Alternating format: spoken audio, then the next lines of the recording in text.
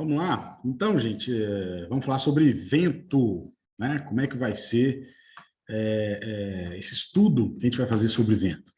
Então, vou começar com uma aula básica, uma aula introdutória básica a respeito de vento. Então, o que é o vento? É o movimento do ar perto da superfície da Terra. É quando o ar se movimenta, né, sobre a superfície terrestre. E aí, os ventos predominantes são os padrões de movimento do ar, provavelmente variam de modo significativo conforme a região. Então, os padrões de movimento, eles têm movimentações diferentes de acordo com a região macro, né, a sua cidade, a região aí das cidades próximas do seu estado, tá? Nós estamos em Anápolis, né, Goiânia, Anápolis, Brasília, então tem um regime de ventos predominantes bem claros. E aí, as diferenças de temperatura entre as massas de ar provocam o deslocamento da área de maior para a área de menor pressão. Então, vai funcionar sempre assim. Uma área onde você tem uma pressão maior, né, uma pressão atmosférica maior, ou seja, uma área que a temperatura é menor, a pressão atmosférica é maior, para uma área de menor pressão, uma área onde a temperatura é maior, né? E esse vento se desloca dessa área de maior pressão para a área de menor pressão, sempre assim, tá? E o diferencial de pressão, uma coisa que a gente vai usar bastante para entender o vento e a ventilação, né? E a ventilação natural nas edificações, tá?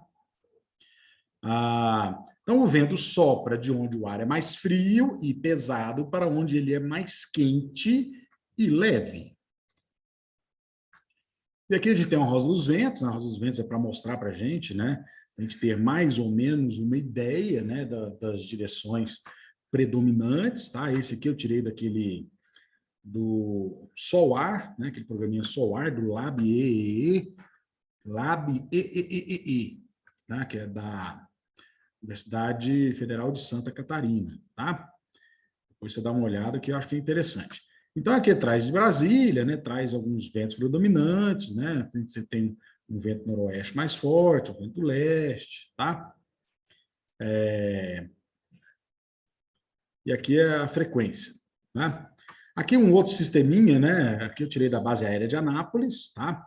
De onde que eu tirei isso aqui? É do a Rosa dos Ventos que tem no site, o site está aqui, o Windfinder, tá? Então, o Windfinder tem aqui, né, algumas, aqui Goiânia, aqui Brasília, Anápolis, né, aquela Rosa dos Ventos é desse pontinho vermelho aqui, que é a estação meteorológica que tá interligada com o Windfinder, né? É claro que ele considera, né, algumas outras medições, mas ligado em tempo real, aeroporto de Goiânia, aeroporto de Anápolis, aeroporto de Brasília, tá? O aeroporto de Anápolis é base aérea, né? Porque tem o aeroporto e tem a base aérea, são dois.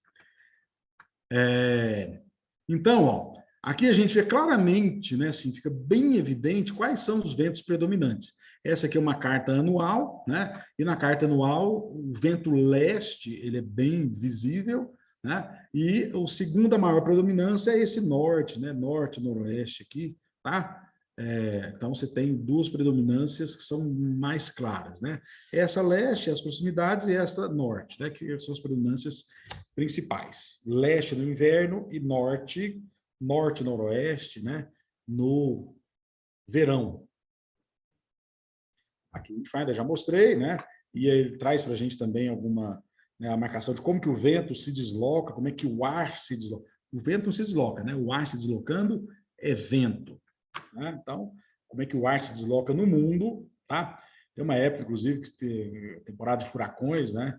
Aparece tudo vermelho, né? Um vórtice vermelho bem grande aqui quando a gente tem tempestade no oceano, tá? Aqui é um panorama geral, além de previsão de tempo, a Windfinder traz aí umas informações importantes, né, a respeito de vento para a gente, tá? O entorno é muito importante considerar o entorno. Por que é importante considerar o entorno? porque ele vai interferir no vento aonde você estiver, né? Vocês viram ali que eu mostrei, né? O vento se desloca de um continente para o outro, do mar para o continente, de um estado para o outro, tá? Então, assim, é uma leitura macro.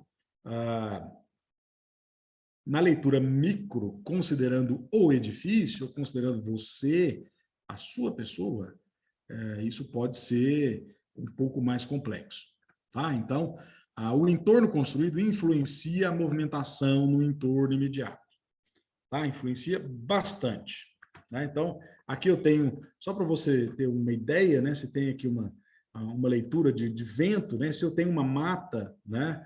Essa mata vai interferir, né? O vento vai se modificar, né? Mas a lei de movimentação do vento, né? Que ele tem uma direção predominante e que essa tendência ela é seguida, né?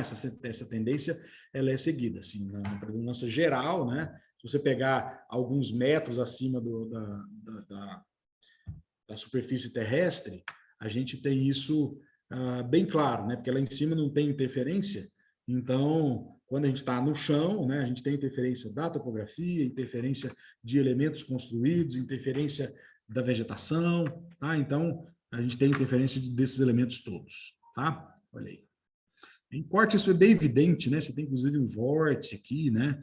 De pressão negativa, tá? Você tem uma pressão positiva aqui na frente, uma pressão negativa. Na próxima aula, a gente vai ver isso melhor.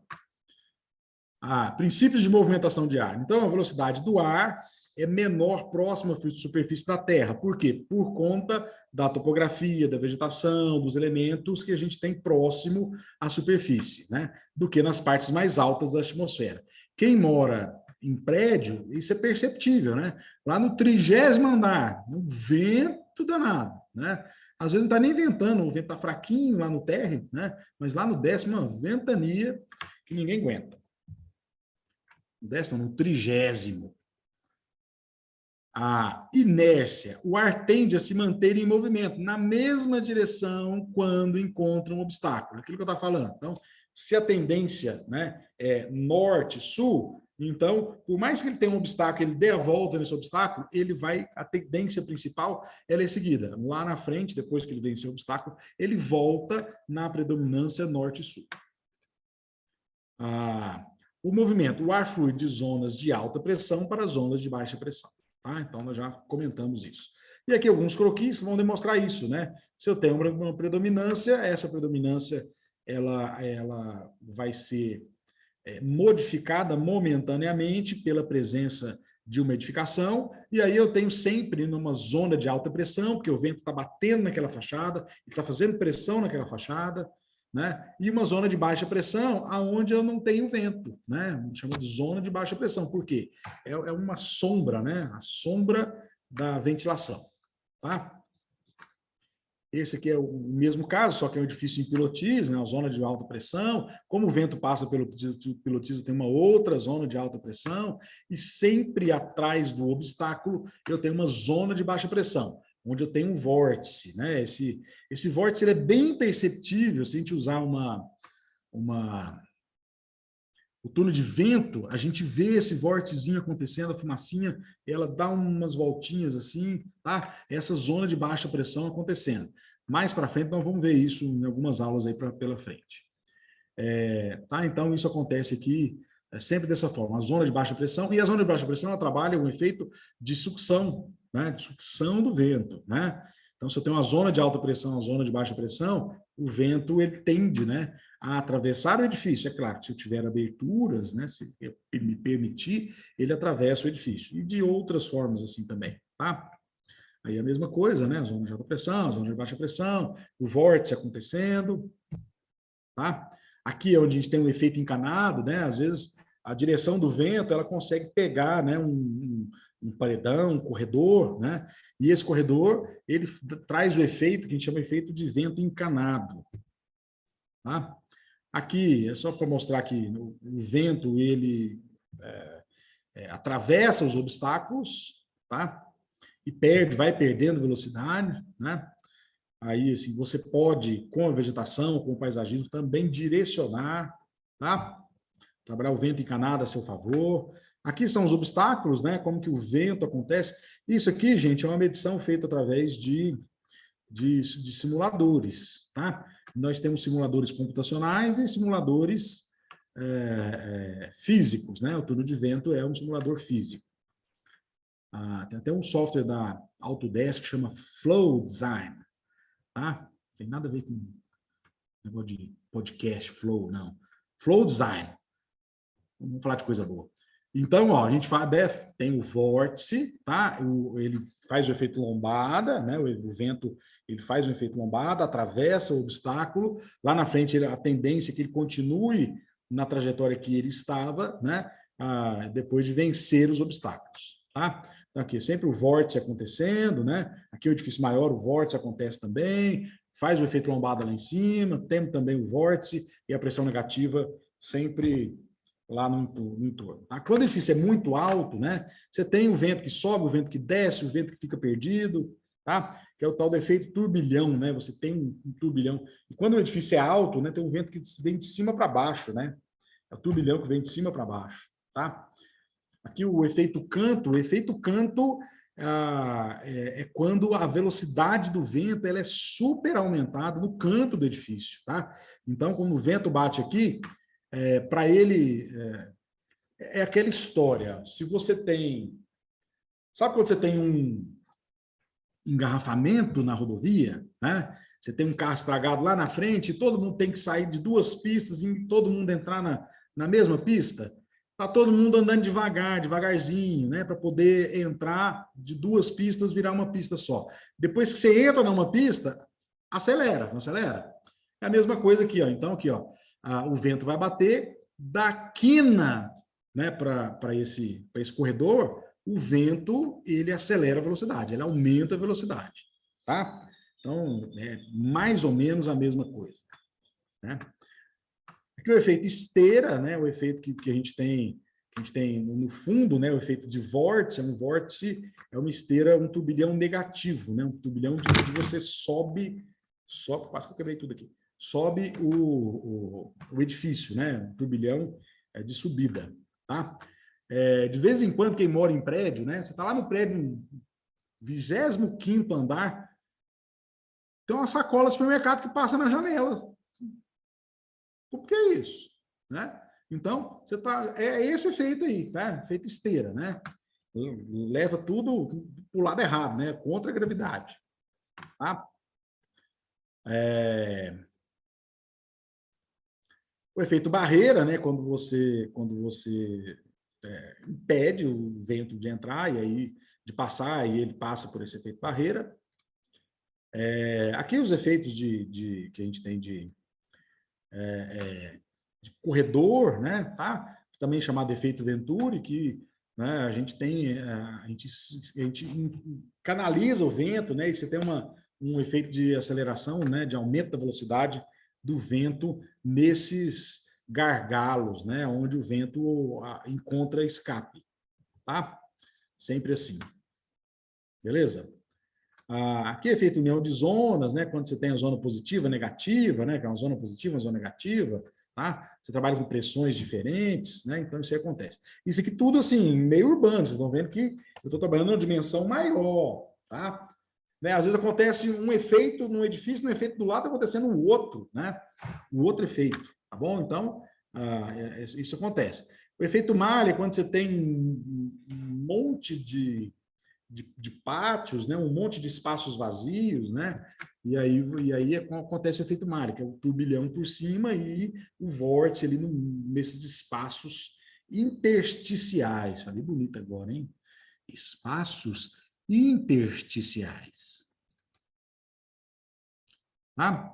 A entrada difusa, né? Esse aqui eu já mostrei um elemento assim para vocês. Aqui o efeito vento encanado, né? Canalização, tá? Efeito pirâmide, quando você tem um edifício em pirâmide, o vento também fica meio malucão assim, né? Uma hora ele vira, na outra ele já tem o vórtice, tá? Então ele fica meio burutão assim. E o efeito Weybe, né? Que é esse efeito quando você tem um elemento menor, né? Que tem uma altura, o elemento tem uma altura maior e um espaço entre eles para poder esse vórtice acontecer, né? Então, quando ele faz a lombada, encontra o edifício, né? E aí você tem vento vindo de cima, que tem o efeito turbilhão jogando esse ar para baixo, né? Aí sai esse efeito wide aí. Beleza? Então, fechamos assim essa aula, né? Não esqueça de assistir às outras aulas, fique atento aí com relação a isso. Até mais.